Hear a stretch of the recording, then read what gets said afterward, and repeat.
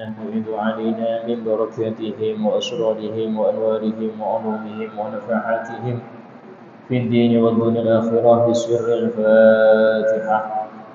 بسم الله الرحمن الرحيم. الحمد لله رب العالمين الرحمن الرحيم مالك يوم الدين. إياك نعبد وإياك نستعين اهدنا الصراط المستقيم صراط الذين أنعمت عليهم غير المغضوب عليهم ولا الضالين آمين. السلام عليكم ورحمة الله وبركاته. بسم الله الرحمن الرحيم. الحمد لله رب العالمين وبه نستعين على أمور الدنيا والدين. أشهد أن لا إله إلا الله وحده لا شريك له وأشهد أن سيدنا محمدا عبده ورسوله لا نبي بعده. اللهم صل وسلم وبارك وكرم وعظم ومجد على حبيبنا وشفيعنا وقرة أعيننا محمد وعلى آله وصحبه أجمعين. سبحانك لا علم لنا إلا ما علمتنا إنك أنت العليم الحكيم. رب اشرح لي صدري ويسر لي أمري واحلل عقدة من لساني يفقهوا قولي بجاه النبي وآله. قال الله تعالى وقل رب زدني علما. وقال رسول الله صلى الله عليه وسلم طلب العلم فريضة على كل مسلم. وقال المصنف رحمه الله تعالى ونفعنا به في الدارين آمين. ومن معاصي اليد السرقة ويحد إن سرق ويساوي ربع دينار من حرزه بقطع يده اليمنى ثم إن عاد فرجه اليسرى ثم يده اليسرى ثم رجله اليمنى. Masih kita di dalam pembahasan tentang maksiat tangan, yaitu sampai kepada permasalahan mencuri. Jadi mencuri ini mengambil barang orang lain ya, tanpa seizinnya. Yang mana barang tersebut ya, masih di dalam hirzi ini di tempat kekuasaannya. Seumpama menemukan barang orang ya, di jalan, dia ambil, ini bukan dinamakan mencuri. Jadi kalau ada orang seumpama mengembalikan barang kita, ini jangan kita tuduh dia mencuri, karena menemukannya di tempat bukan milik kita. Coba dia menemukan dalam rumah kita, itu bukan nemu, namanya ngambil. Ini beda ya. Atau nemu di tong sampah. Di tong sampah sudah dibuang. Karena itulah barang yang ada di tong sampah itu halal diambil. Karena hukumnya ini sudah bukan kepemilikan orang. Dari sini kita respect pada pemulung, itu kita respect. Karena mereka mencari yang halal. Mereka lebih baik daripada pejabat yang korup. Lebih baik daripada orang yang menghasilkan uang itu dengan cara gak halal. Mungkin dengan menampakkan aurat, mungkin dengan ini, dengan itu. Nah, sekarang ini macam-macam cara orang untuk mendapatkan uang itu banyak. Kalau tidak mengerti hukum fikih, maka dia akan mengambil harta dengan cara yang haram dan dia nggak sadar. Saya kasih contoh seumpama posting di YouTube, atau di Facebook atau di mana, nanti dia mendapat uang dari YouTube tadi. Ini kayak apa hukumnya? Hukum seseorang memposting di YouTube, kemudian dia dapat uang dari YouTube tadi. Itu ada beberapa perkara yang perlu diperhatikan bagi orang yang wara', orang yang berhati-hati pada apa yang masuk ke perutnya. Pertama adalah yang dia posting apa? Yang dia posting itu apa? Kalau yang dia posting itu hal yang haram, hasilnya haram. Hasilnya haram. Walaupun yang membayar ini dari duit halal. Yang ngasih dari duit halal, cuman kerja dia posting sesuatu yang haram. Entah itu video, ya, banyak yang gitu video. Ya. Yang penting hal-hal yang berakibat maksiat dia posting. Biasanya yang seperti itu rame, malah rame, yang nonton bisa puluhan ribu. Kalau sudah ceramah, yang nonton nggak sampai 20, nggak sampai 100. Tapi kalau sudah urusan maksiat banyak. Menghasilkan, menggiurkan, tapi tadi hasilnya haram. Ditambah lagi setiap orang yang menonton dia dapat dosa juga. Yang nonton dapat dosa, dia juga kekiriman dosa juga. Sampai meninggal pun jariahnya masih ada. Dia sudah tobat dia sudah selesai, tapi nggak dihapus postingan dia. Ini mengalir terus. Meninggal pun jariah dosa dia tetap mengalir. Kenapa? Karena dia posting sesuatu. Ini sama. Ini yang dapat duit ya. Apalagi yang nggak dapat duit, rugi 2 kali. Rugi dunia, rugi akhirat. Posting di Facebook contoh. Tentang video yang orang yang di video itu nggak setuju diposting. Anda video orang yang dia ini nggak setuju untuk diposting. Anda posting itu. Nanti ada orang satu membagikannya. Anda menghapusnya. Karena orang itu marah, Anda hapus. Tapi Anda nggak bisa menghapus yang men-share. Anda nggak bisa menghapus yang men-share. Yang men-share itu dapat dosa, Anda juga kena. Karena yang mulai Anda. Ustaz, saya sudah tobat. Ya, tobatnya nggak cukup hanya menghapus punya Anda. Tapi orang yang men-share itu Anda suruh dia menghapus. Itulah repotnya nggak ngerti fikih sosial media. Kalau nggak ngerti fikih sosial media ini, banyak dosanya daripada pahalanya. Sehingga orang kalau nggak ngerti itu nggak usah main, nggak usah buka wala Instagram. Kalau nggak paham urusan fikih, nggak usah. Kenapa? Dosanya berat, ya, dan berkelanjutan. Dosanya berkelanjutan. Nah, kemudian seumpama dia posting yang baik, kemudian dia dapat daripada YouTube tadi itu uang, mungkin berapa dolar sekian. Nah, sekarang dicari tahu YouTube ini dapat dari mana dia. Dia dapat uang untuk menggaji setiap yang mengupload video itu dari mana? Teliti dulu. Oh, dari sponsor Ustaz. Sponsor apa? Macam-macam sponsornya. Ada yang bir, ada yang ini, ada yang itu sponsor. Namanya yang sponsor itu berarti dia yang menggaji dari hasil penjualan itu. Gak jelas. Bahkan mungkin yang haramnya banyak, maka stop. Sumpama Anda mau ngambil pun jangan sampai masuk perut atau menjadi pakaian, karena disebutkan orang yang sholat memakai pakaian yang ada haramnya, tidak diterima sholat dia, tidak diterima. Ada haramnya, apalagi pakaian haram semua, artinya dengan duit haram dia beli, tidak diterima itu.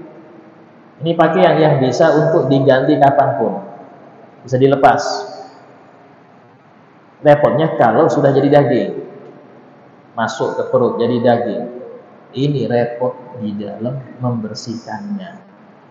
Sulit membersihkannya, sulit. Karena sudah mendarah daging haramnya itu. Ya. Nah, sehingga dalam hal ini seperti itulah contoh bagaimana seseorang itu harus perhatian pada apa yang dia kerjakan. Pekerjaannya ini kayak apa, dia harus paham. Nah, nggak termasuk mencuri kalau orang itu mengambil barangnya sendiri yang sama orang yang punya itu nggak mau dibalikkan, nggak mau mencuri. Dia ngambil barangnya sendiri, dipersulit dia ngambil barang, dia curi akhirnya, nggak mencuri, dia ngambil haknya. Termasuk juga ada orang utang ke saya, utang kapan bayar, sebulan Ustaz. Sampai setahun nggak bayar-bayar, dan saya tahu dia mampu, cuma nggak mau bayar. Maka boleh bagi saya mengambil barangnya yang seharga dengan utang, dan itu bukan mencuri. Itu bukan mencuri. Kenapa? Karena dia punya utang nggak bayar-bayar dan nggak mau bayar. Beda kalau nggak mampu ya. Ini mampu, cuman nggak mau bayar. Maka boleh bagi orang yang dia sulit untuk nagih utangnya ini untuk ngambil barang yang seharga atau di bawah utang. Itu boleh, ya. Kenapa? Karena hal ini untuk kemaslahatan, ada masalah, dan tidak termasuk mencuri. Tidak termasuk mencuri hal tersebut. Nah, kemudian kalau seumpama orang tadi itu mencuri dengan syarat-syarat yang sudah lengkap, yang kemarin telah saya sebutkan, di antaranya dia sudah balik. Kemudian yang kedua, tidak ada syubhah kepemilikan di dalam barang yang dia curi. Artinya bukan uang orang tuanya, bukan uang anaknya, nggak ada syubhah kepemilikan. Dari orang lain lah istilahnya, yang nggak ada hubungannya dengan dia. Beda kalau seumpama dia ngambil uangnya, anggap bosnya yang lama nggak gaji. Ini lama nggak ngasih gaji Ustaz, atau sering dipotong tapi dalam bentuk dolim. Dia motong gaji dengan kedoliman, bukan keadilan. Nah, maka ngambil dengan senilai apa yang dicegah untuk dia, ya, senilai yang kurang haknya dia, haknya berapa, ngambil nggak termasuk mencuri, karena ada syubhatul milik dan tidak dipotong tangan. Terus yang ketiga, sampai nisab.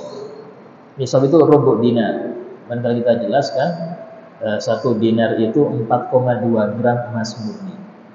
Jadi kalau 1/4 dinar berarti 1 gram sekian. Sekarang ini 1.200.000-an lah, sudah 200. Kalau di bawah itu dari potong tangan. Ya, mencuri uang di bawah 1.200.000 atau mencuri barang yang nilainya di bawah 1.200.000 tidak sampai dipotong tangan. Terus diapakan Ustaz? Ya disanksi, tergantung kebijaksanaan hakim. Entah itu di penjara atau diapakan, atau mungkin di rotan, dia dipukul rotan, dicambuk, terserah. Yang penting bukan potong tangan. Nah, itu tergantung dari hakimnya. Tapi kalau sudah 3 ini lengkap, ya, dia balik, yang mencuri balik, kemudian tidak ada syubhatul milik pada harta yang dicurinya. Yang ketiga, sudah sampai nisab, ya, maka harus orang ini dipotong tangan. Ya, harus potong tangan. Ya, kalau nggak ada seperti di Indonesia, ya, tidak ada potong tangan di Indonesia. Kayak apa hukumnya? Di akhirat potong tangan dia. Dia di akhirat potong tangan. Ya. Walaupun sudah jadi baik dia. Jadi baik. Ada yang mengatakan kalau bertobat benar-benar bukan karena sudah ketangkep tobatnya, enggak. Tapi memang sudah kapok. Maka yurja, diharapkan ini orang tidak dipotong di akhirat.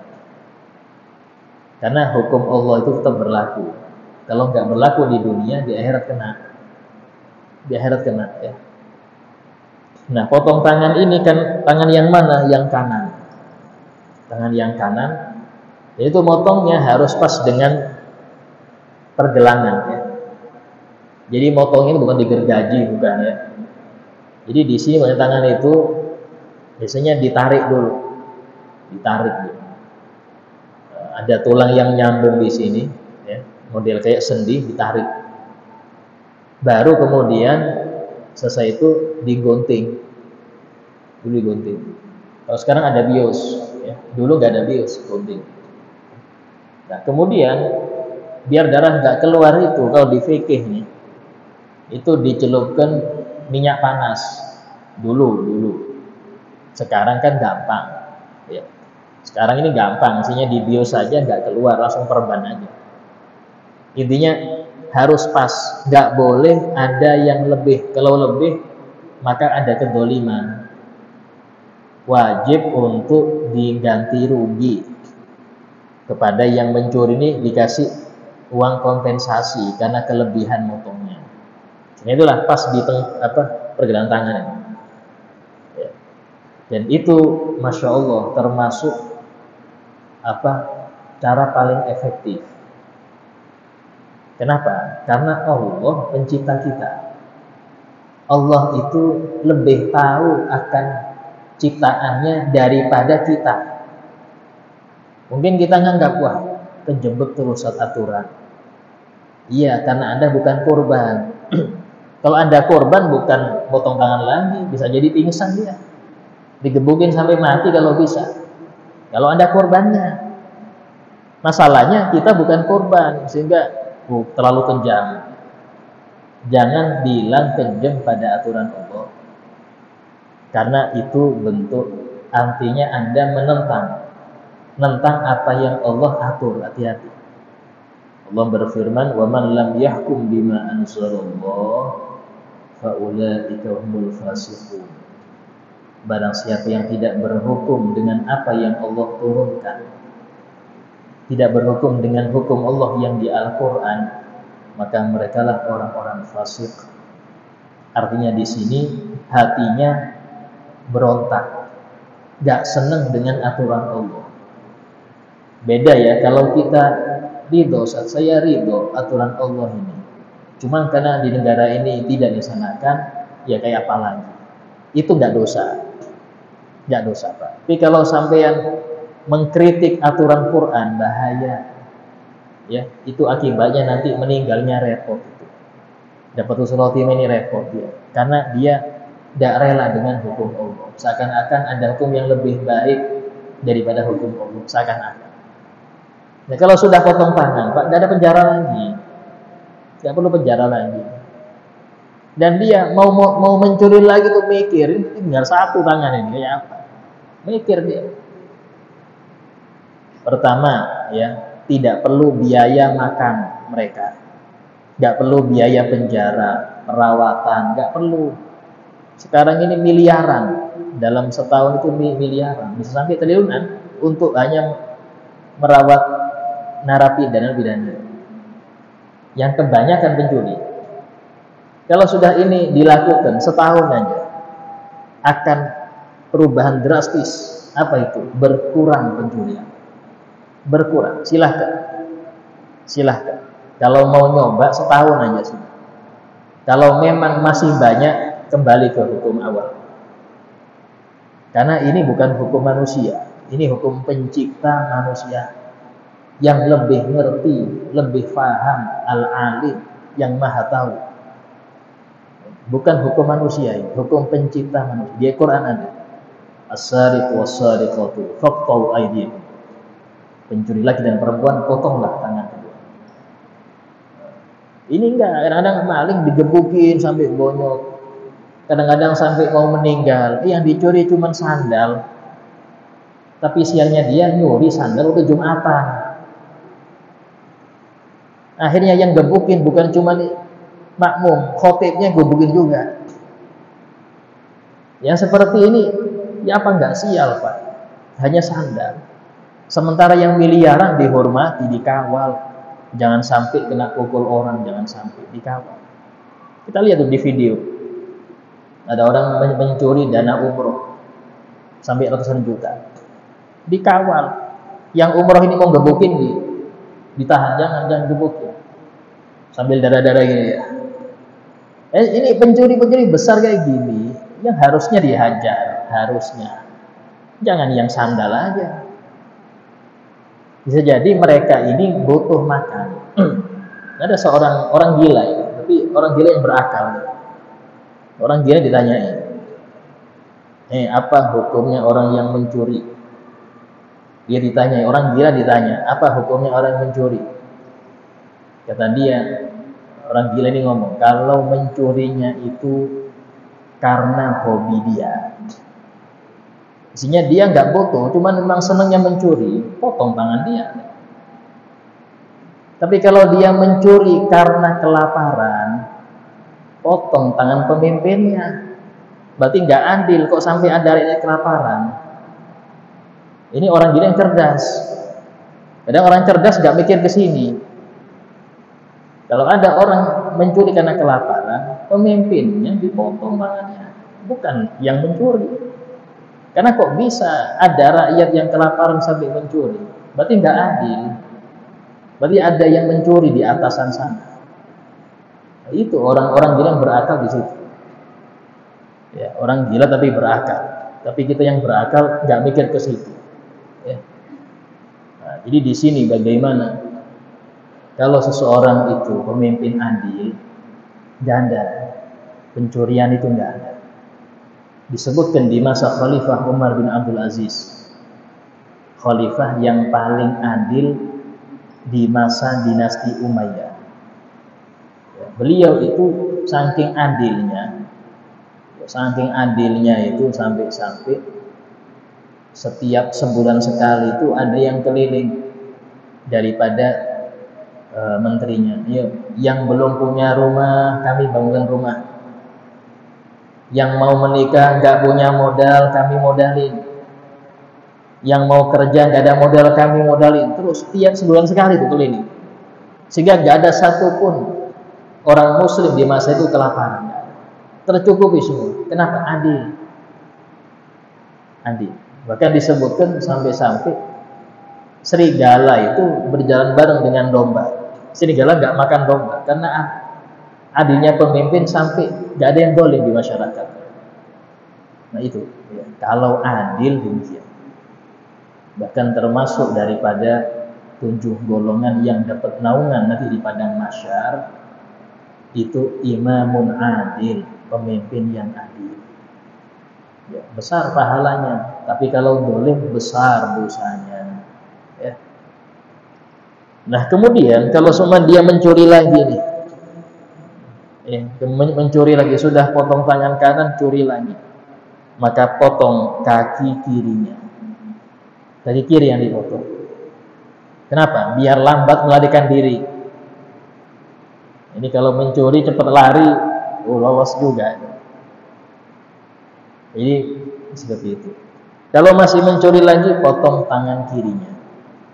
Itulah kalau yang pernah umroh ya, atau haji, biasanya lihat orang-orang yang nggak ada tangannya, kakinya, itu pencuri. Di sana pencuri. Ya. Dan itu nggak ada lagi mencuri, Pak. Sumpama ya masuk penjara, kumpul dengan para pencuri lain, ditanya, sampai kok ketangkep? Iya, saya kurang hati-hati. Oke, depannya kayak gini loh caranya, diajari. Nanti kalau keluar harus lebih, kena pengalaman. Nah, seperti inilah, masuk penjara karena mencuri, keluar lebih lihai lagi. Oh iya, saya waktunya itu kurang pas. Jadi depannya insya Allah lebih pas lagi lah. Ya karena kumpul mereka, Pak. Jelas isinya tukar pikiran, berbagi pengalaman. Seperti ini, kapan tobatnya? Sehingga ada memang orang-orang itu yang nggak bisa tobat dengan nasihat, tapi harus dengan lecutan. Karena itulah Allah menyiapkan neraka. Gak cuma ngutus Rasul, gak cuma nurunkan kitab, tapi Allah menyiapkan neraka. Untuk apa? Bagi yang gak cukup dikasih tahu Rasul, gak cukup, apalagi cuma pewaris Rasul, para ulama. Dengan kitab suci gak cukup juga. Nah ini neraka selesai. Nah itu diantara hikmah mendidik anak pun sama ya. Didik anak, didik murid. Ada murid itu dengan ucapan lembut dia jerah. Ada yang nggak bisa, dimarahin tetap aja. Nah ini yang perlu dihukum, ada sanksi. Sanksi itu di fikih ada. Sanksi bagi yang anak-anak yang bandel di fikih ada. Khususnya urusan agama. Sehingga Nabi bersabda, muru auladakum bis-shalah wa hum abna'u sab'in. Perintahkan anakmu itu sholat ketika umur 7 tahun. Wadribu ala tarkiha, pukul dia kalau dia enggak sholat. Wa hum abna'u ashrin, ketika mereka umur 10 tahun. Jadi umur 10 tahun ke atas itu bukan lagi nasihat lagi. Sudah boleh untuk pakai sanksi, tapi enggak boleh kepala, enggak boleh di wajah, enggak boleh membekas, enggak boleh ada bekas, namanya keras enggak boleh. Yang penting sanksi ya. Kalau tidak seperti itu, sulit untuk baik. Sulit untuk baik. Karena pendidikan itu bukan cuma nasihat. Ya, mendidik itu bukan cuma ngasih nasihat. Praktek ya. Negur, mensanksi yang nggak bisa ditegur, itu termasuk pendidikan. Ya. Dan itulah beda pengajar sama pendidik. Kalau pengajar itu datang ngasih materi, tanda tangan, ngabsen pulang. Pengajar banyak di Indonesia, tapi sosok pendidik jarang. Pendidik ini gak cuma dalam kelas, di luar kelas dia negur. Kenapa? Karena dia merasa ini anak didik saya, tanggung jawab saya. Saya gak cuma di dalam kelas, di luar kelas, bahkan di luar sekolah dia negur kalau memang dia yang salah. Itulah pendidik. Yang mana dewasa ini jarang yang berjiwa pendidik. Pengajar banyak, pendidik itu jarang. Sementara Mendikbud itu Menteri Pendidikan, bukan pengajaran. Ini harus kita tahu mengapa pakai kalimat pendidikan. Karena penting pendidik, pengajar betul. Cuman sekarang kalau cuman pengajaran, Google bisa menggantikan guru. Kalau cuman transfer ilmu aja, Google bisa menggantikan guru. Buktinya kemarin masa Covid, 2 tahun nggak sekolah, pintar-pintar juga anak-anak. Tapi kalau mendidik, Google nggak bisa mendidik. Guru nggak mungkin tergantikan dalam mendidik, karena Google nggak bisa mendidik. Tapi kalau cuma transfer ilmu, Google bisa. Nah kemudian, wa minha di antara maksiat tangan, an-nahab ini merampok. Merampok ini lebih berat daripada mencuri. Karena merampok ini ngambil terang-terangan. Ya. Biasanya cuma nakutin. Biasanya juga ada kalanya sama ngambil barang. Ada kalanya ngambil barang dan membunuh. Nah, ini bedanya pencuri sama perampok. Perampok itu kalau ketangkap dan dia hanya ngambil barang, itu dipotong silang tangan dan kaki langsung, bukan tangan aja, tangan dan kaki. Karena dia membahayakan. Kalau mencuri nggak ketahuan yang nyuri siapa. Tapi kalau merampok terang-terangan dia. Ya, yang seperti ini siksanya berat dan hukumannya di dalam hukum pidana dan perdata juga berat. Ya, itu nahab. Termasuk juga model-model nahab ini, model-modelnya pungli, pungutan liar. Ada yang preman yang keliling, ya. Cuman ini istilahnya ya tadi uang keamanan. Uang keamanan. Itu haram, jelas haram. Bukan mencuri dia, tapi dia ngambil terang-terangan. Kalau enggak dikasih, awas. Ini biasanya sudah muncul di sekolah, Pak. Anak-anak sekolah itu biasanya ya, untuk menunjukkan kalau dia itu paling jago. Jadi di kantin minta dong, bagi dong. Temennya beli, dia nyicipin satu-satu. Kalau jadi tolak, oh berarti ditunduk dia. Kalau ditolak, oh berarti awas ini. Nanti berat nih, bisa dipukuli nanti. Nah seperti itu mulai sekolah sudah ada. sampai di masyarakat juga ada. Ya, yang seperti ini penyakit, ya. Dan jelas yang dia dapat haram. Kadang-kadang orangnya berduit, anak ini berduit, cuman untuk menunjukkan dia jago itu, dia penguasa di kelas itu, nah dia biasanya asal ngambil. Awal sepele, pulpen, pinjam, ini sepele. Tapi kalau nggak ditegur dari kecil, sampai besar repot, sampai besar repot. Sepele ini Pak, cuman penghapus. Jadi tegur itu, karena pendidikan dari situ. Ya, sehingga kita sadarkan dia mengambil barang orang lain atau memakai barang orang lain dengan paksa atau tanpa seizinnya masuk dosa. Kasih tahu seperti itu agar dia sadar. Nah, itu namanya nahab. Ya. Kemudian al-ghasab. Ghasab pernah kita bahas, yaitu ngambil manfaat barang tanpa seizin yang punya. Memanfaatkan barang orang lain tanpa seizin yang punya. Itu hukumnya tidak boleh, haram juga. Atau termasuk juga memakai fasilitas umum untuk pribadi. Memakai fasilitas umum untuk pribadi. Contoh, ya, jalan umum dijadikan garasi semua. Garasi ini milik pribadi, tapi ini jalan umum dia jadikan garasi, nggak boleh. Termasuk trotoar dipakai jualan. Trotoar itu haknya pejalan kaki. Ini kadang-kadang sampai barang dia ditaruh di trotoar. Ini orang jalan kaki bingung. Akhirnya turun juga dia ke jalan. Tempat motor lewat di situ. Padahal trotoar itu dijadikan asal muasalnya untuk yang jalan kaki. Ya. Cuman subhanallah, satu mulai yang lain mau ikut juga. Nggak boleh, haram. Karena ini haknya umum, bukan hak pribadi. Ya. Mungkin sepele, nggak ada yang komplain Ustaz. Iya, nggak ada komplain karena mungkin sudah maklum kedoliman ini sudah maklum. Padahal ini tetap dolim. Kita harus tahu yang seperti ini tidak boleh. Ya.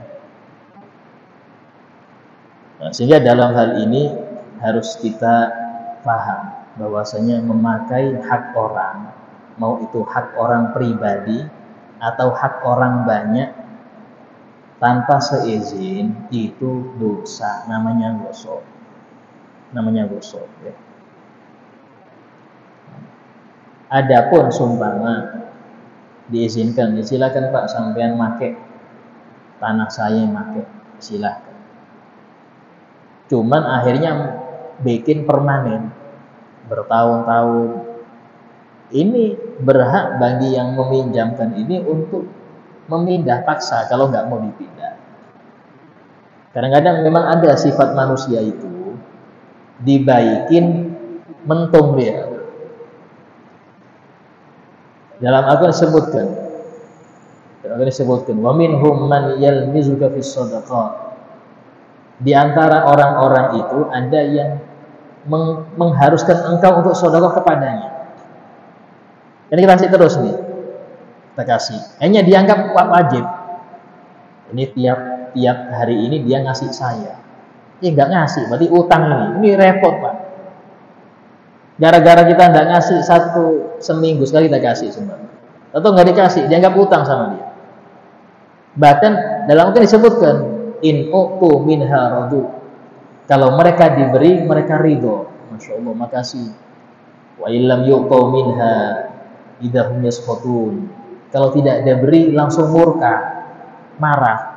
Padahal ini nggak wajib, ini sedekah.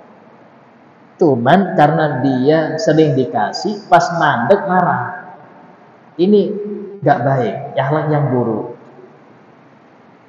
Yang parah lagi pernah terjadi, ini orang tetangga kita di Bandung. Masya Allah orangnya baik, senang bagi-bagi, meninggal. Meninggal itu waktu bangkrut agak lama meninggal. Datang orang, Bu Haji, ini isi uang saya punya utang sekian. Kaget. Loh, kayaknya suami saya nggak pernah ngutang. Iya, dia setiap bulan ngasih sekian. Ini sudah hampir setahun nggak ngasih lagi. Dia ada utang, bayang. Masya Allah. Ini yang repot di masyarakat kayak gini, Pak. Karena itulah kadang memberi orang itu, kalau kita nggak ngelatih jiwa untuk ikhlas, sulit. Kayak gini maksudnya diuji sama yang diberi. Ya, ngasih orang tapi dia nuntut itu yang wajib, jadi wajib. Ini berbahaya ini. Ya, akhlak seperti itu tidak baik.